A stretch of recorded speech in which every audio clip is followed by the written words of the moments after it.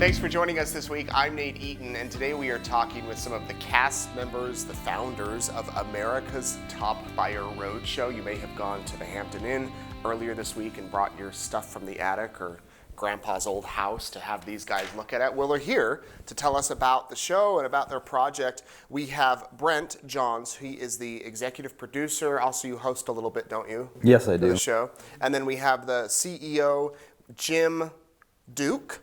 And then we have Jim's sons, Bob and William. They are also part of the show. So let's go back to the beginning of this, Jim. Did you come up with this idea, and how did this whole thing come to fruition? We came up with this idea back in 2013 when we were residing in Honolulu, Hawaii, giving the baby boomer generation a place where they can come, feel comfortable, safe, and get a fair deal while they're downsizing their collections and their estates. So. We've been through a lot of changes over the last 7 years as far as trying to get it launched. Worked with a couple of bigger studios. The cost was quite high to produce and distribute our own show. So we decided to do it online because everything is much more legitimate online today. And that's when we found 512 Media and Brent Johns and made a partnership, and we headed out on the road a little over 2 weeks ago. Spent our first week in Eagle, Idaho, at the Hilton Garden Inn, where a couple hundred people were able to come in with all their treasures, and we spent the time to go through them, evaluate them, and we bought a lot of stuff. We're not shy of buying, and we went from packing the van to now we have a U-Haul truck that's packed, and we're actually looking at buying a box truck here in Idaho Falls before we leave. Oh my! We got to try and figure out how to get everything back. So much stuff coming in, from art to pedal cars, rusty stuff, cool stuff, rare stuff, coins. We picked up an 1878 Carson City trade dollar, very very rare piece. So what will you do with all of this stuff? Most of it will go on eBay.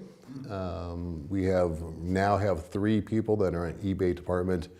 They've been with me since 2008, and all they do is list this stuff on eBay. We have a lot of fun with it.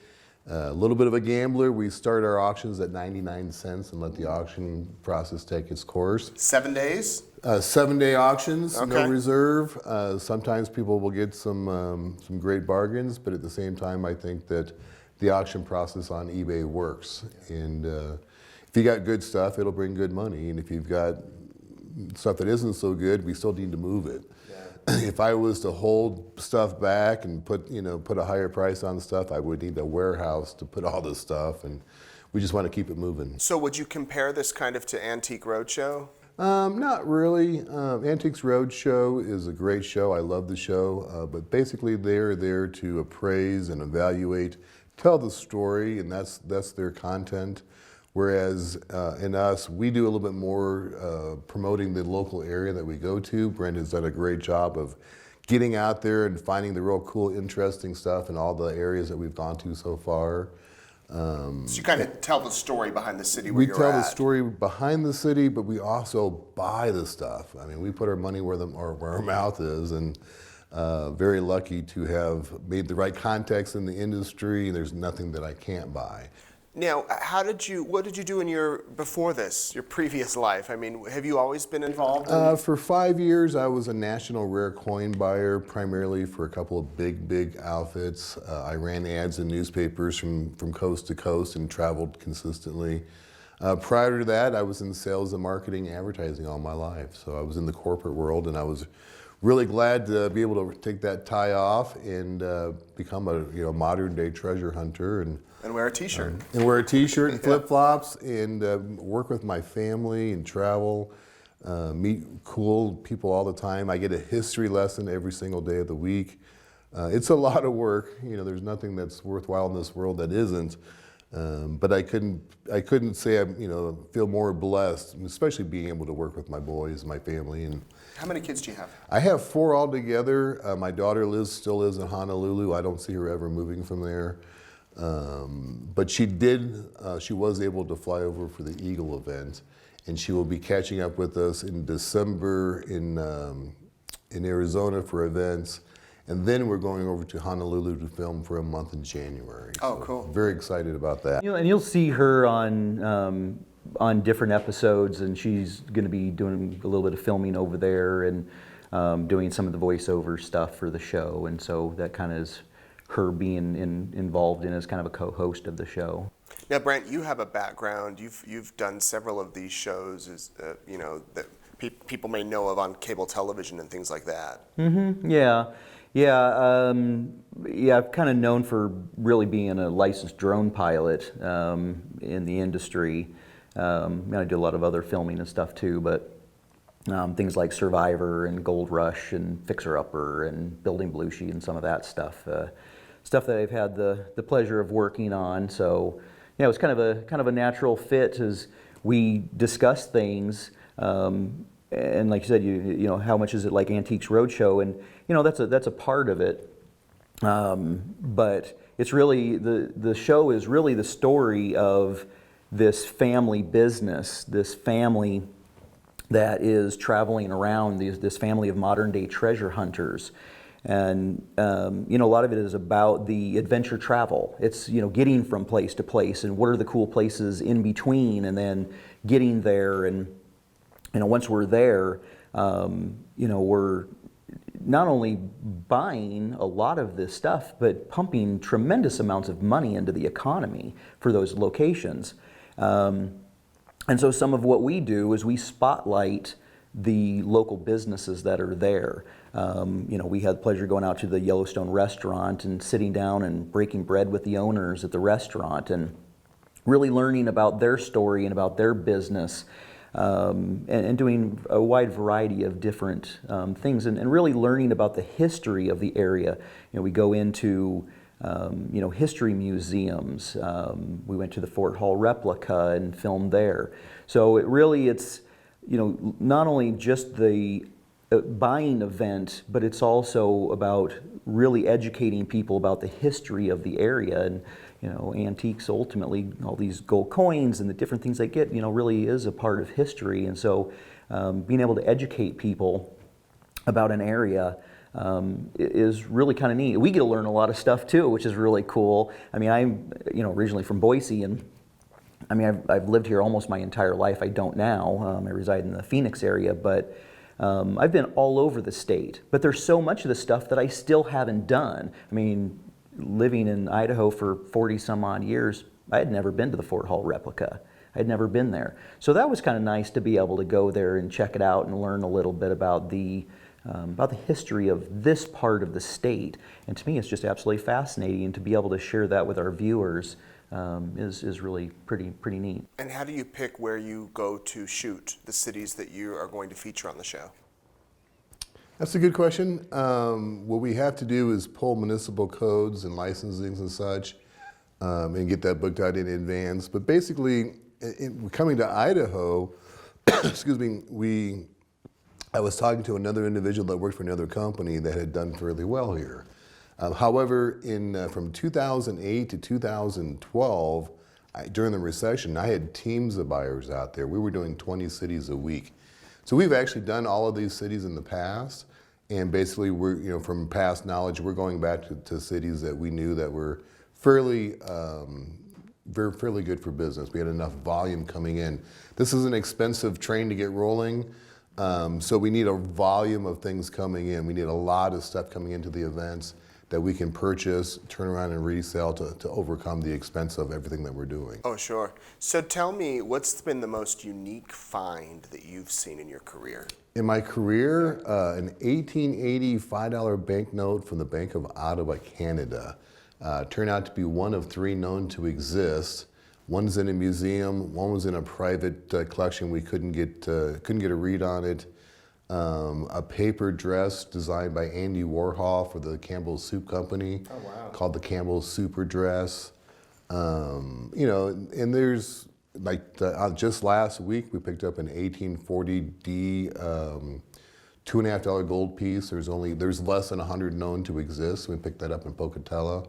You just don't know what you might have, and we have the expertise, and if we don't, we have the ability to, in the databases, to research things. So yeah, people might bring in something to you guys, the buyers back here. You guys then go to Google, or you have books, or how do you figure out what something is worth? Google is one way to identify things, but it won't tell you the past performances in auctions. What we do is we go to some of the big auction houses, Heritage, Stacks, even eBay, but we always look at completed auctions. There's a lot of fishermen in this world fishing for a nice sucker fish to swim along at a high and pay more than what something's worth, and they got a high price on something. That's why you have to go to completed auctions and see what they're actually selling for. I see. And then we look to pay, depending on what the item is, how easy it is to retail, or if it's something that we can, obviously just turn on a wholesale, or is it something that we're going to have 4 guys to lift and a truck to haul it away. In those circumstances, we're no different than the other shows that are out there. But as far as coins, we have an actual gemologist on staff out of Florida that's here in town with us. If you've got diamonds or gems, he can tell you right on the spot. Over 60 years of experience. He started when he was 12 in his father's watch shop. And he's a GIA certified graduate and gemologist. He teaches at Carroll University back east, gemology.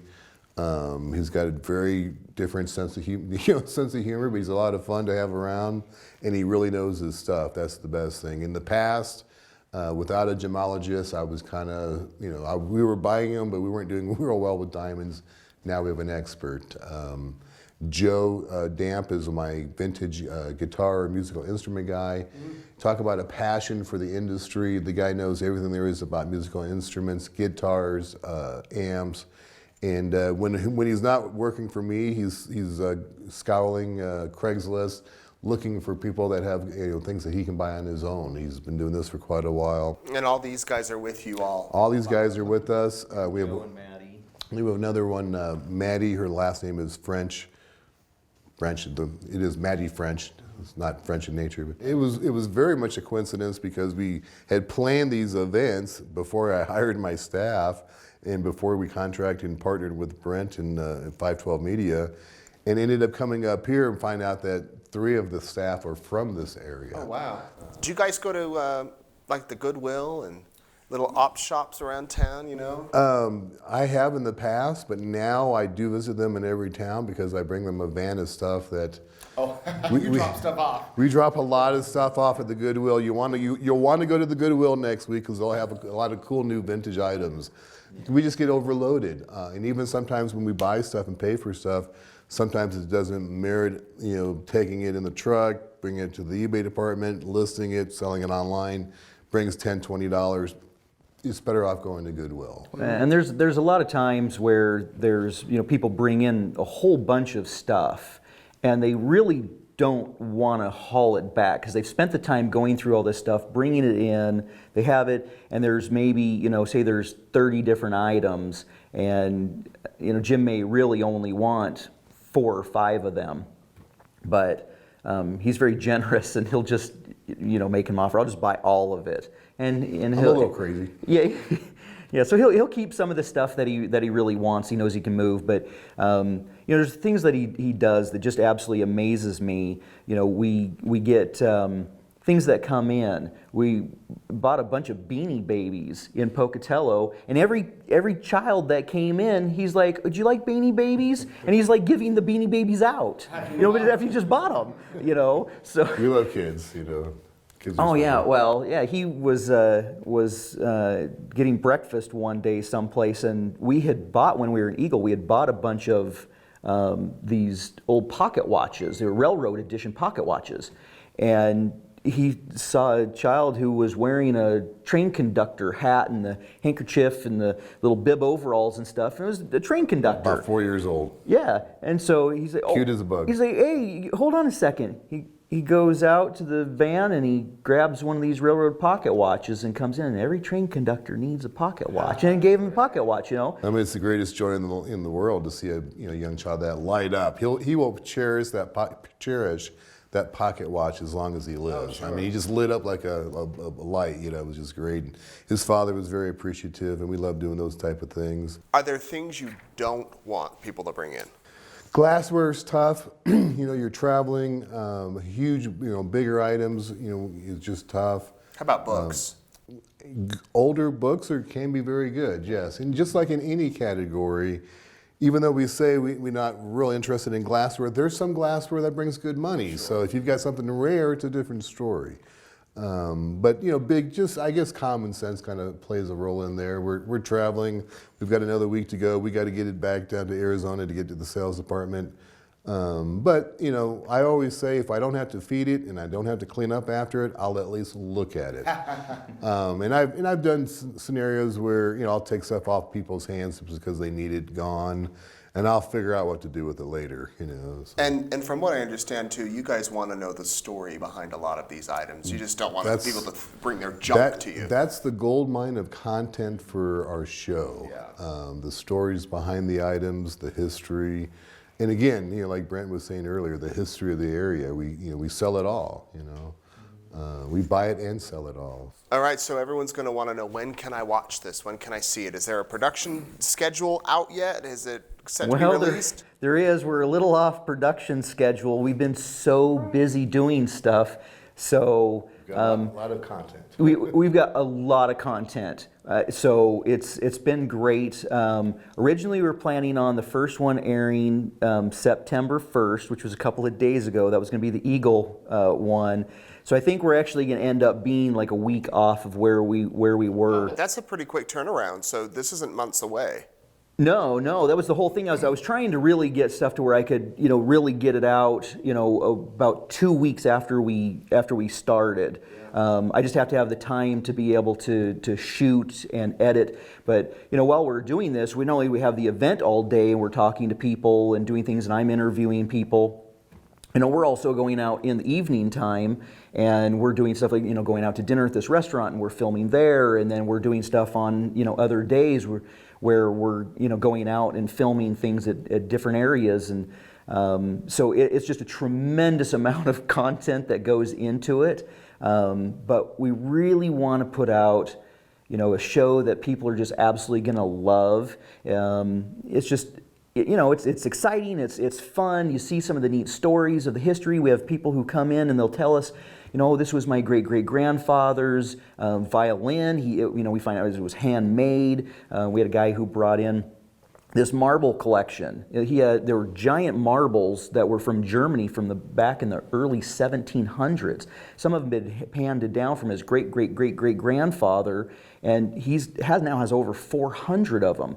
We looked at one of them. One of them was valued about $7,300. And he brought in 20 of his favorites, not necessarily the most expensive ones, but he had a great story behind it, and he wanted to, he was willing to be on camera. Not everybody wants to be on camera. They come in, they don't have to be on camera. Let you know. Yeah, they'll let you know. The ones who don't want to be on camera, they'll say, oh, I don't need to be on camera. Not a problem. We don't put them on camera. People who have a great story and they want to be on there, then great. We ask them a few questions and stuff like that, and see some of the people who walk away with some pretty big checks. It's pretty amazing. We had a gal who came in first day. She got a check for about $4,000. Holy smokes. She was like, hey, this isn't too bad. So the next day she showed up, she came back, she got another check for like $700. Third day she comes back, she got another check for like $2,000. Holy smokes. So, there's some people who are going home with some pretty nice paydays. Yeah. I've always liked to say I'm kind of a walking stimulus package. Because everywhere we go, we do, nothing we do is cheap, and we do put out an awful lot of cash, and it feels good. It feels good to be able to put money into the economy, into the areas that we go to, into the hands of the people that need it, or people that just need to downsize. After we wrap this up, I'm actually going to backtrack over to salmon. There's a gentleman over there. He's a Vietnam veteran. He's been a collector for over 40 years, but he's in his mid-70s now. He doesn't know what he's going to do with all this stuff, and he needs it gone. So, but it sounds like we might need a semi-truck for that one. I think you prove a good point there, because there's a lot of people that have old stuff that they don't know what to do with. My grandpa died. We've got an old Boy Scout manual from the 1900s of in pristine condition, things like that, that now you have a chance to take down your stuff and see. All right, so let us know when it's going to air, when it's going to be posted, because we'd be happy to share it with everybody out there. Yeah, this episode will be in about 3 weeks from now is when it'll air. So I'm kind of looking at probably this coming Sunday and Monday. We put it on Sundays. It's on YouTube and our website. So you can go to atbrealitytv.com. That's where it'll actually be on there. So that's where it airs on those two. And then on Monday evenings is when it'll actually go out to other streaming services. So of course it'll be on Instagram and Facebook, but it'll be on a number of other streaming services as well. For people that couldn't make it down to you guys, do you look at things via Facebook Messenger? I mean, are there other ways, if someone sees this in a few days and is like, well, darn it, I missed that, can they get back in touch with you? How does that work? Absolutely. You can send go right on Facebook and reach out to us, send us a message, a private message. There you can send pictures. I'll even give out my direct cell phone number to people. They can send us pictures. They can send pictures to info@americastopbuyer.com.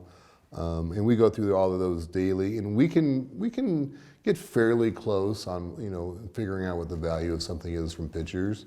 And if you got a big enough collection, or you have a real valuable piece, or a really good story, I'll circle back. I mean, we're out doing this year round, 52 weeks a year, 3 weeks on, 1 week off. I've flown all the way to a very small town in North Dakota in the middle of winter on a very small prop job plane to go out and look at a big coin collection that was donated to a church. So, and did you buy it? Actually, I did not buy that.